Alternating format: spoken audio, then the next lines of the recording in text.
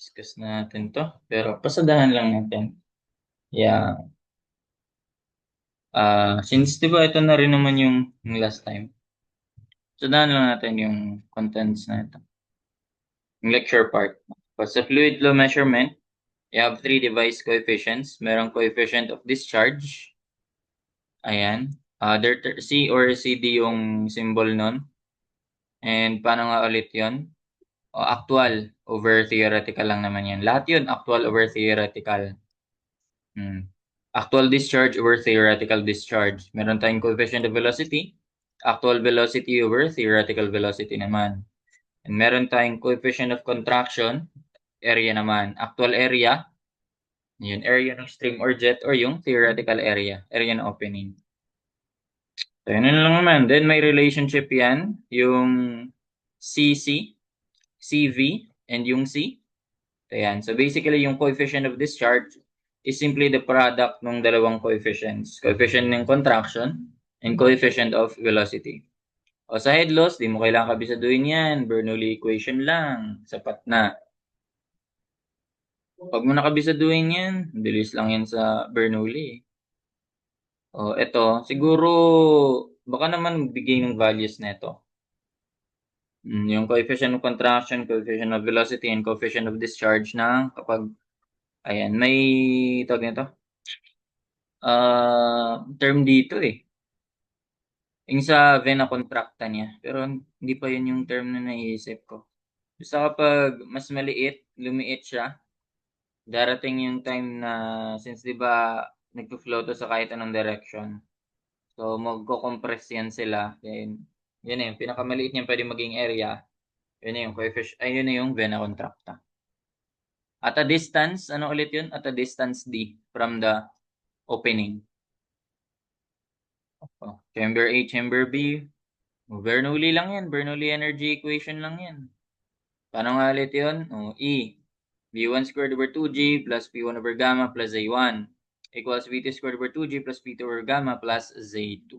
Kung may head loss, edi dagdag mo dito yung head loss. Actually, minus pala dito head loss. Pag tinranspose mo, add siya sa energy to. Sa right side ng equation. Ganun. Again, di mo kailangan kabisaduhin yan. Ito lang, kahit ito lang gamitin mo, Bernoulli energy equation, papalabas mo na yan. Ma-algebra na lang naman yan eh. In general talaga, yung head is head upstream and minus head downstream. Ang head upstream, ito, mas mataas na level. Head downstream, yung mababa. Kapag wala namang nangyaring dito, wala namang motion dyan, so as is lang yan, yung difference lang yan nila. Yun yung H, yun na yung head. Ito, kapag may acceleration ka, paangat, so plus, pag accelerating, pag decelerating pababa, negative naman. Ganun lang, H times 1 plus A over G. And then, ito yung ginamit sa di ba? Sa fluid mechanics, yung relative equilibrium, translation of vessels. Kapag may pressure ka naman sa taas, convert mo lang yan. Pressure is equal to gamma H, so H is equal to pressure over gamma. Ayan, so H, yung head na yan, yung original head natin kung walang air, and then add mo yung pressure head na dulot ng air. So, P over gamma. Ayun lang naman. Ito kapag may series of fluids na tayo, so, summation lang yan ng mga head nila. Paano nga ulit yun? Diba, alam mo, pressure, sabihin natin pressure 1 equals pressure 2. Same lang sila. So, gamma 1, H1 equals gamma 2, H2. Sabihin natin yung gamma 2, i-water natin to. Gamma water, height ng water. Ito, kahit anong liquid. Unit weight ng liquid, specific height ng liquid. Yung unit weight, di ba, ano naman yan? Specific gravity, ano ba symbol nun? S lang. Sa isip ko, G sub S eh. Pang geotech pala yan. Unit weight ng liquid over unit weight ng water. So, unit weight ng liquid is specific gravity times unit weight ng water. Tapos, height ng liquid is equal to height ng unit weight ng water plus height ng water. Unit weight ng water nag-cancel. So, para makuha mo yung naka-express in terms of water na height. So, specific gravity ng liquid times mo sa height ng liquid na yun. So, yan eh. Parang i-divide mo lang kasi siya sa 1 eh. Kaya para wala nang ganun, express mo na lang siya lahat in terms of head or height ng water. Again, so unit weight to. Oh. Ito ang ginawa, in-express sila lahat kung ano yung nasa baba. Pwede naman yun. Pero alam mo yung conversion, yan, unit weight. So, pag naka in terms of specific gravity, ito lang din yan. Parehas lang yan sila. Dogma, contraction of the jet. So, itong 1, nasagutan naman na natin to, di ba? 1, 2, 3, 4, 5. Ito yung wala pa. 5. Sige, tuloy natin. So, ayan. So, an open cylindrical tank, 2.4 meters in diameter. So, ito yun. Cylinder yan dyan. May diameter yan na 2.4 meters. Lagyan ko pa symbol. Redundant na. And 6 meters tall. So, 6 meters yung tall daw niyan. Ito yung height, 6 meters. So, hindi yan pag pinag-add mo ha. Di naman sinabi na ano eh. 6 meters yung lahat. Total height na. As 1 meter of glycerin, specific gravity is 1.5.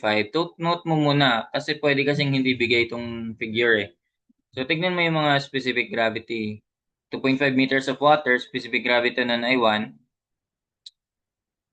Specific gravity nun ay 1. And 1.5 meters of oil, specific gravity nun ay 0.82. So, paano yan? Siyempre, yung pinakamalaki specific gravity, mas dense, siya yung nasa ilalim, di ba?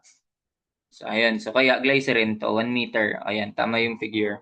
Then, 2.5 meters of water. Ayan. Then, 1.5 meters of oil. Ang sequence, so may pinamabigat glycerin. Sinundan ng water na 1, then yung oil. Hindi ko mabura. Nangyari.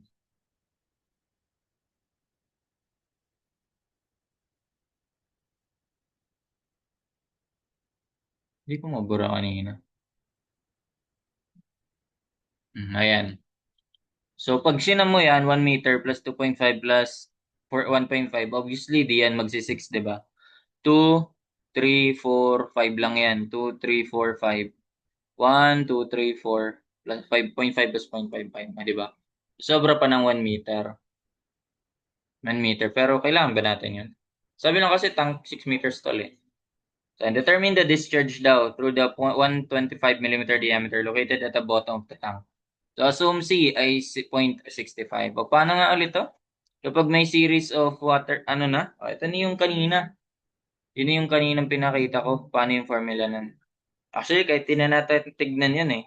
Guide lang naman yun. Kung alam mo naman na paano yung conversion, dito gamitin natin, express natin lahat in terms of glycerin. Since glycerin yung nasa baba, siya yung nasa orifice, no? Express natin lahat in terms of glycerin. Ibig sabihin, same lang yan sila ng pressure. Pressure equals pressure. Pressure 1 equals pressure 2. Kasi kahit saan yan sila, same lang yan ang pressure kasi dito lang din naman yung kinoconsider natin. Yung mga interface na yan. Or same points lang sa point ng oil. Pero ko-convert mo lang sa equivalent height niya kapag glycerin naman. So, ganun lang. Okay. So, P1, P2. So, again, unit weight, height, gamma H lang naman yan. Pressure 2 ay gamma 2 H2.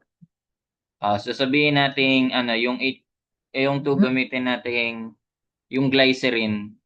Okay. So, yung unit weight 1 equals unit weight 2. Tapos, unit weight 3. Sige, equal na rin natin sa P3. Is tatlong water yan. Tatlong liquids yan. So, gamma 3H3. Yung gamma 1, ito yung iset natin na gamma oil. Height ng oil. Pwede natin express yan as gamma ng water. Height ng water. Na i-express din natin in terms of glycerin. Unit weight ng glycerin. Height ng glycerin. Parang H sub G. Gly na lang kaya. Hindi, okay na yan. So, two at a time lang gagamitin natin. So, ayan, gamma O, tas yung G. Ayan, so unit weight. Simplify muna pala natin to. Unit weight, alam naman na natin yan. Specific gravity lang yan ng oil times unit weight ng water. O, height ng oil.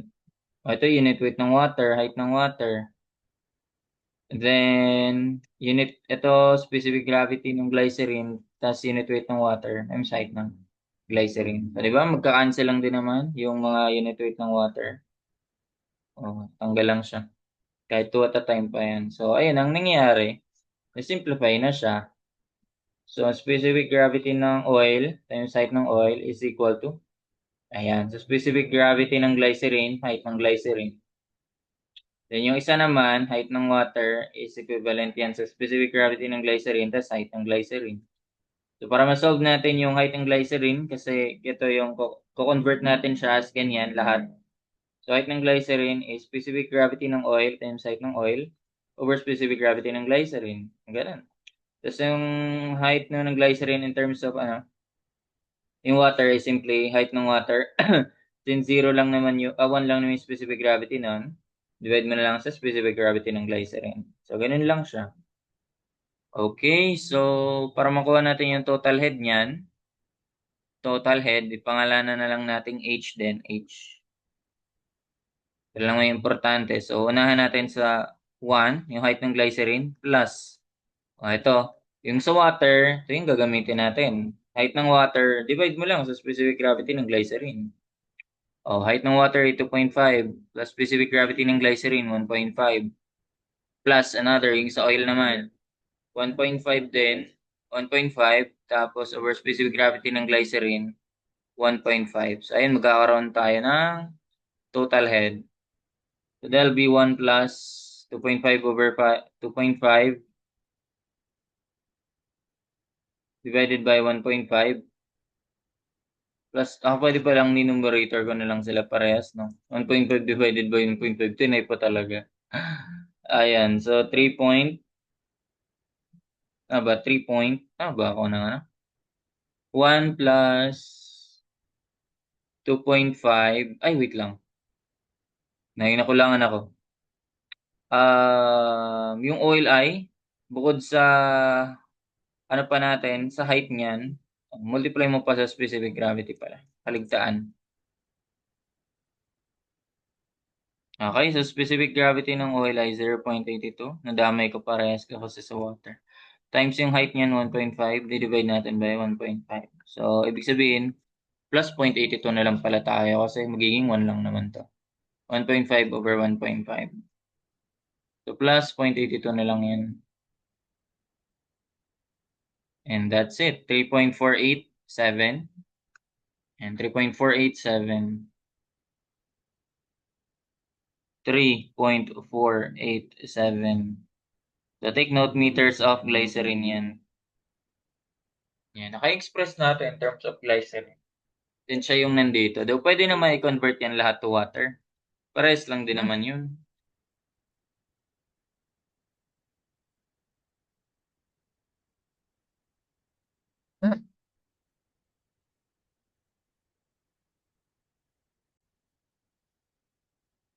Okay, so ayan, 3.487 head yan. Store na lang ba natin yan? I-store nga natin yan, head. Height ng water. Y na nga lang, Y distance. Tinor ko sa Y. Ayan, so pwede na to, square root ng 2GH, di ba?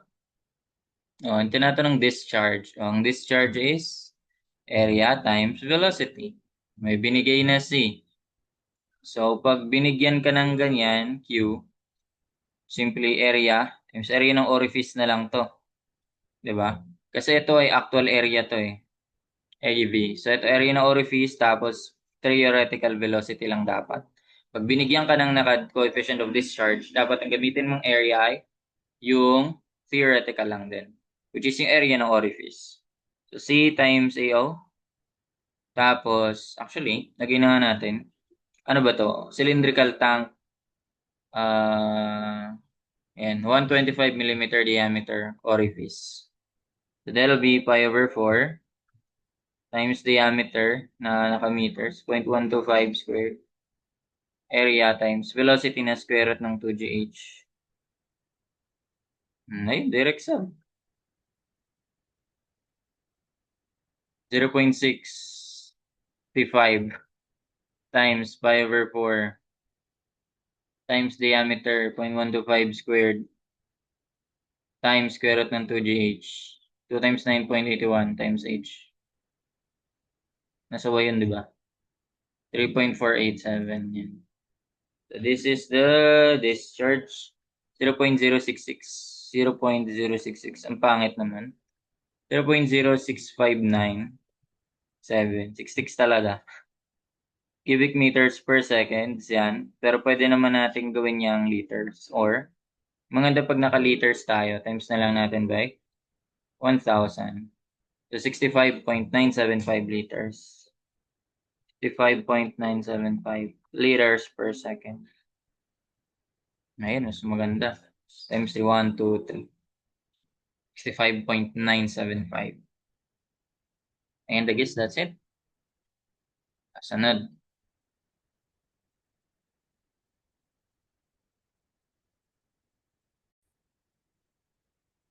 Okay, so into discharge through a 75 millimeter diameter orifice. Actually, pwede na nating ilagay yon, area ng orifice. 5 over 4 times diameter squared. Lagay na natin agad yan. Store natin yan sa A. Pi over 4. Pwede pa lang ganito ginawa na dapat kanina, no? Diameter, 0.075. Dapat, naka-square tayo. Naka-meters tayo. 5 over 4 diameter squared. 1, 2, 3. So, ilagay natin sa A. Mali pala yung nilagay ko figure.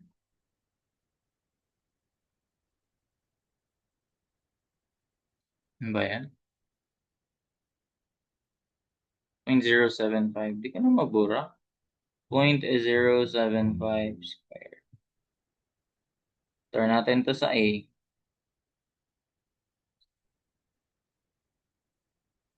Ngayon, naka-store na yan. At the bottom of a large tank, o kahit wala na, wala nang figure. Discharge yan was measured 1734 liters in a minute. So ano yun? Q yun yung discharge. 1,734 liters per minute. Yan yung ibig sabihin. Per 1 minute. O per 1 minute. O dapat ma-convert natin yan into cubic meters per second. Alam mo na 1,000 liters ay 1 cubic meter. And alam mo na rin na 1 minute ay 60 seconds. Maka-cancel na yan. Liters, liters, minutes, minutes. Ang unit ay cubic meters per second. So, paano yan? Store naman natin yan sa D for discharge. Okay, so 1,734 divided by 1,000 times 60. May 0.0289. Uy, ganda ng value. Store natin lang yan sa D. 0.0289 cubic meters per second. Store natin sa D. Yung sa A, di ko na nilagay yung value kasi pangit eh. Kumbaga, puro zero. Ayun, no? Shift engineering. 0.00. Pangit tignan. So, ayan. If the head over the orifice remain constant. O, yun pala. Ibinigay na head eh. 5.5 meters. O, kahit wala na figure. Head constant naman eh. Compute the coefficient of discharge. O, etong nakuha mong Q, actual yan. Automatic.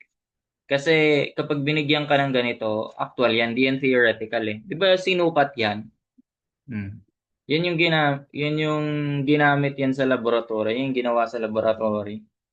Ganun. So, actual yun.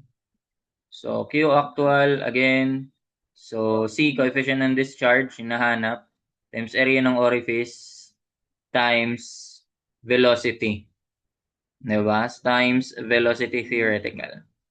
Paano nga ulit yun? Coefficient of discharge, area ng orifice, AO na lang kasi nakastore naman na yun. Velocity, theoretical velocity is square root ng 2gh. Ayan. So, masasolve mo na si C. So, discharge, nakalagay na yun sa D.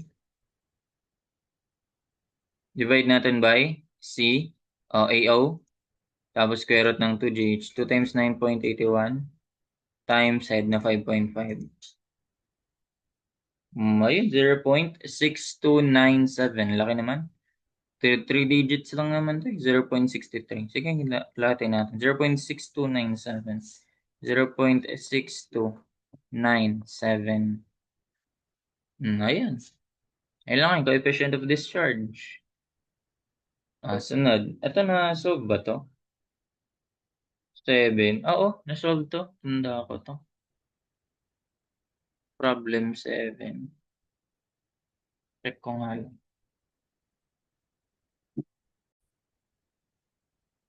Ayan, so continuing. Na-solve na yung problem 7.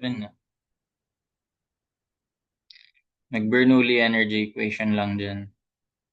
Though pwede namang hindi na kasi ito lang naman yung formula din dyan. Nag-Bernoulli ka, mas papalabas mo lang na theoretical velocity is square root ng 2gh. Applicable yan kapag ganito lang. Constant head, tapos yan upstream, tapos yung downstream mo yung datum.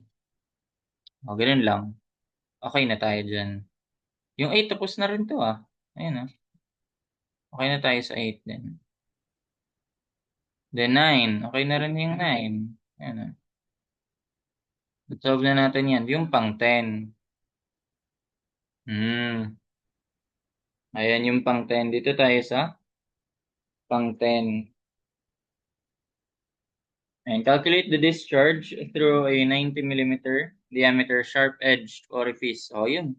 So, kapag may binigay na ganyan, 90 millimeter diameter, kahit lagay mo na agad yung area nun. Area ng orifice, pi over 4. Diameter squared, 0.09. Pi over 4 diameter, 1, 2, 3. Pi over 4 diameter squared, pi over 4 times diameter, 0.09 squared, pi over 4 diameter squared.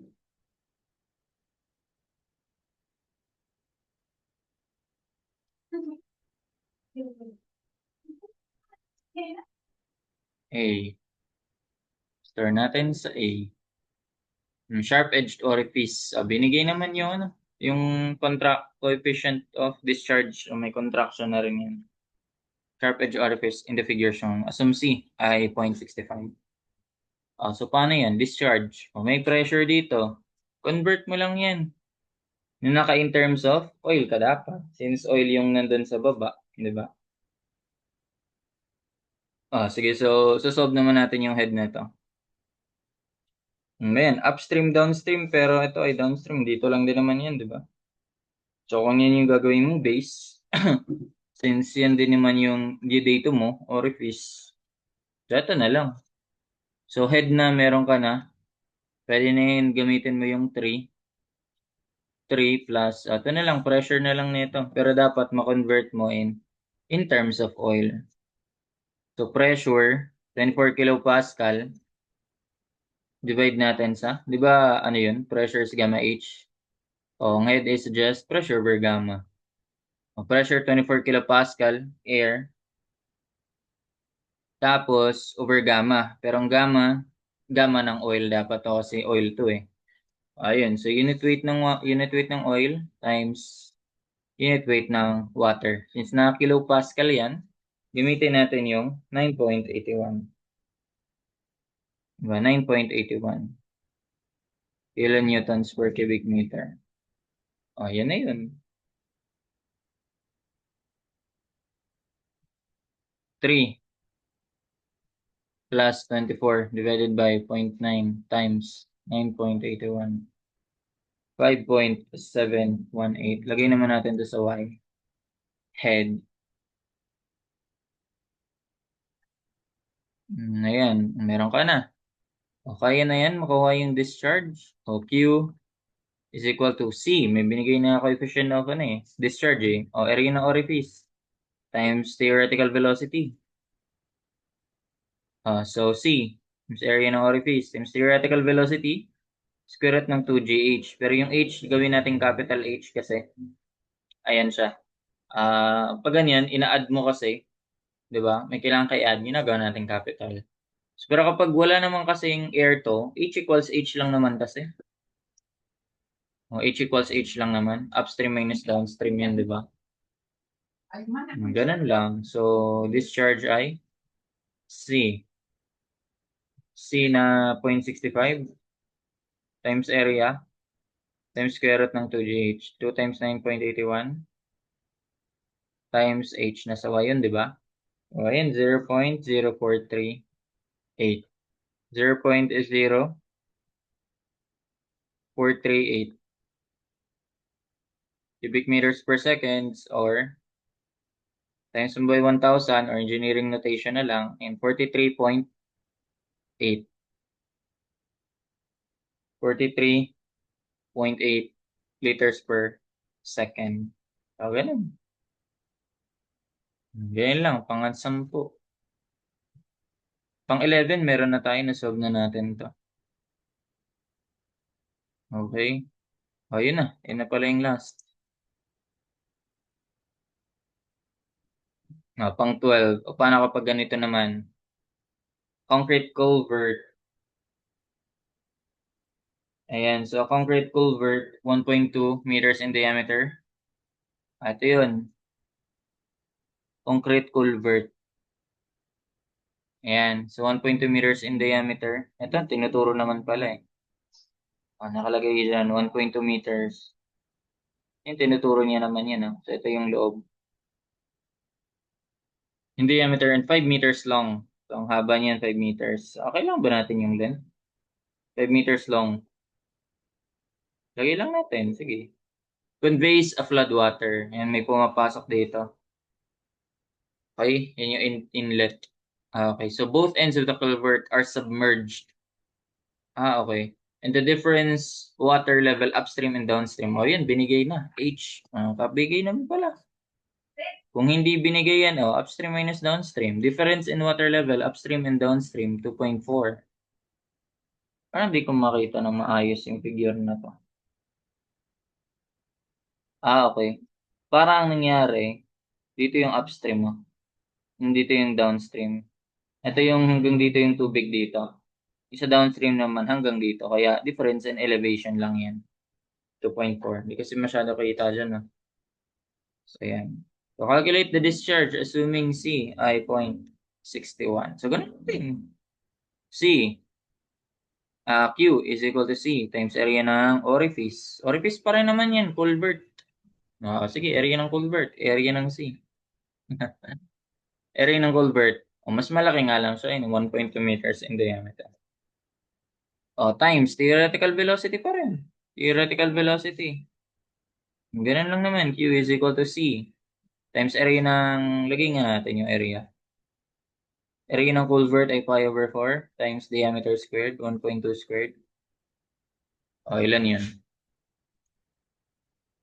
Pi over 4 times diameter, 1.2 squared. Lagay natin sa A. Store natin sa A. C times area ng culvert times velocity against square root ng 2gh. Yan. H or letter H, small letter H. Basta naiintindihan mo na upstream minus downstream. So that'll be 0.6 C, 0.61 times area ng orifice na sa A. The square root ng 2gh, 2 times 9.81 times head na 2.4. In 4.734. 4.734. Ito, magandang value na. No need to convert na. Cubic meters per second na yan. Kasi ang laki ng diameter eh. Unlike kapag orifice. Maliit lang din talaga yung flow nun. Ganun. Last problem. Ayan. So, oil discharges daw from a pipe through a sharp-crested orifice. Ayan. Round orifice as shown in the figure. So, the coefficients of contraction, may binigay na. Sige, coefficient of contraction, CC, 0.62 na nabanggit eh. Contraction and velocity, 0.62 and 0.98 respectively. So, coefficient of velocity ay 0.98. Parang kung ano yung coefficient of discharge, multiply mo lang yung dalawang yan. Pero, okay naman na yan. So, calculate the discharge through the orifice and the diameter. Ang dami. Discharge and the diameter and actual velocity in the jet. Okay, so discharge, orifice lang naman yan, dito lang yan. No? Kailangan mo lang makuha mo yung, magkakaroon ka kasi ng pressure dito eh. Ayun lang yun kapag may ganyan, manometry. So, paano natin gagawin yan? Ano ba natin? Hindi natin makukuha yung velocity dyan na ano, naka square root ng 2gh, kaya di natin magamit yung yan, C, A, yung orifice area. Okay, mag-ano tayo dito? Balik tayo sa Bernoulli energy equation. So, yung binigyan ka naman, E1, E2. Yan na yung hint, to. Pero what if di binigay yan? Maisip mo naman na kailangan mo mag-Bernoulli lang. Sa E1 ay, ano eh, V squared over 2G, di ba? So, E1, so V1 squared over 2G plus P1 over gamma plus Z1. Walang head loss. Equals V2 na V2 squared over 2G plus P2 over gamma plus Z2. Sa pressure 1, meron tayo dyan. Velocity 1. Ito, pwede naman nating i-express naka in terms of Q. Ang gagawin natin dito, may gagawin tayo. Yung V squared over 2G kasi, V squared over 2G, di ba galing lang din naman yan sa ano? A times velocity. So, ang V ay simply Q over velocity lang yan. Q over area lang yan. So, papalitan natin to magiging Q over area squared over 2G. Okay, for pipes,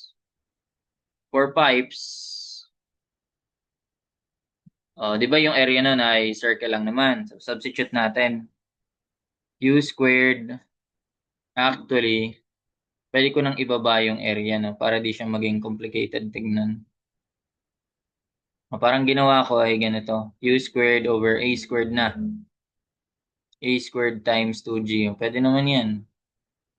So, pag tinuloy ko yan, Q squared over area squared, pi over 4 times diameter squared.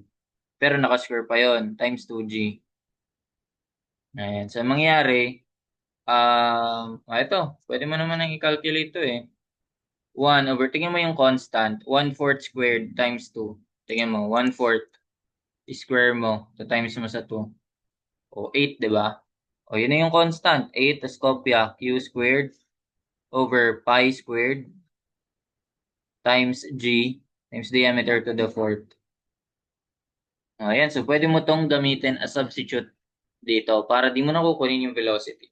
Pag binigyan ka ng Q or hinahanap yung Q, yan lang yung gagamitin mo. So, imbis na ganyan, gagawin ko ay 8Q squared over pi squared G diameter 1 to the fourth. Then plus P1 over gamma. Then plus Z1 is equal to V2 squared. Ayan. Over 2G. So, 8Q squared. Same lang yan sila ng discharge. Iisa lang yan. Diba by continuity equation, A1 V1 is A2 V2. Ito constant yung discharge. 8Q squared over pi squared G diameter ng 2 to the fourth naman. And plus P2 over gamma plus Z2. So, ito, balik tayo sa manometry para ma-solve natin yung P1 over gamma. No? Kasi yung P2 naman kasi ay what? 'Di ba zero naman to? Exposed to eh. So walang pressure dyan, walang gauge pressure dyan. May pressure dyan pero hindi gauge, kundi absolute. So zero na yan. Then itong Z1 and Z2, equal naman sila. So ito yung datum natin, pantay. So Z1 minus Z2 is zero na lang din. Or simply, kung ito yung ginawa mong datum nga, zero yan lang yan sila. Elevation nila. So ayun, na-simplify na. P1 na lang yung kailangan mo. So paano natin makuha yan? By manometry. Paano nga ulit yun? O P1, pababa ka, papunta ka dito. Ayan, pababa ka, papunta ka dito. Or pwede ka mag-start dito sa 3. P3. Di ba 0 yan? Ayan. So, since P1 over gamma to, mag-express tayo naka in terms of head. Gagawin natin P3 over gamma, di ba? Naalala to? Sa mahina ka magsa-start. P... So, mahina ka magsa-start. P3 over gamma. Then, pagpababa, ayan. Pagpababa, mercury, ko-convert pala natin to oil, no? O, alam na yun kanina. Specific gravity ng oil, height ng oil, is equal to specific gravity ng mercury times height ng mercury. So, ayun. So, ko-convert natin yung mercury to oil kasi in terms of oil to, gamitin natin. So, P3 over gamma plus pababayan. So, 180. So, parang 0.18 meters, no? Naka-meters ng mercury. Naka-meters tayo. So, paano yan? Height ng mercury times specific gravity ng mercury. 13.6 ba gamit dito ulit? Yan naman yung lagi gamit eh. Ayan, 13.6. So, ayun. So, height ng mercury, 0.18. Hindi ko lang kasama ito. 0.18 times height na wala ko. Specific gravity ng mercury, 13.6. Unahin natin specific gravity, baka makalimutan ulit. Height ng mercury, 0.18. Divide natin sa height ng oil. Yun yung basehan natin eh, 0.85. Specific gravity rather ng oil. So, ayun, bababa. So, papantay. So, pagbaba, positive, pantay, so 0. Aangat ka ulit, so negative na yun. Babawasan mo naman yan ng, babawas ka pala. 0.75. So, specific gravity, ano na yun? Oil na yun eh. So, 0.75, yun na yun. Minus 0.75. Then, that is equal to P1 over gamma na. Ayun, so, masasolve mo na si P1 over gamma. Alam mo, ang P3, since exposed yan, so 0 na yan.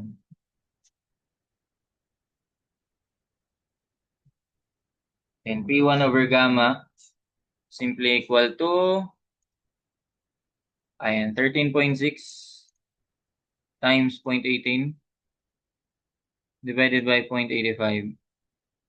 Then minus 0.75. And 2.13. Naka-meters of oil tayo nito. 2.13 meters of oil. So, dapat, yung gamma natin, oil din yan. Ganun lang. Okay, so, pag solve natin si Q, P1 over gamma. Substitute na lang natin. So, parang si Q, pwede naman natin i-shift solve yan eh, no? Shift solve na lang yan. P1 over gamma. Q squared. Pwede ring hindi. Paano natin gagawin yan? Transpose dito. So, mas malaki yung, dito pala mas malaki kasi dinivide mo sa mas maliit. D2. Ayan. So, 8. Ito yung 9 ko. 8Q squared over pi squared G diameter to the fourth. Minus, lipat ko yung kabila, 8Q squared over pi squared G diameter 1 to the fourth. And that is equal to P1 over gamma. Ang P1 over gamma is, nireksab na lang natin, P1 over gamma ay 2.13 meters of oil. Okay, naka-meters of oil yan. Ayun, okay na. Naka-meters of oil. Di ba? Hindi naman pala pinapahanap yung pressure eh. Pressure head. Direct sub mo. Yan na yun. Pag pinactor out ko yan, ganito ko siya isusulat eh. So, 2.13.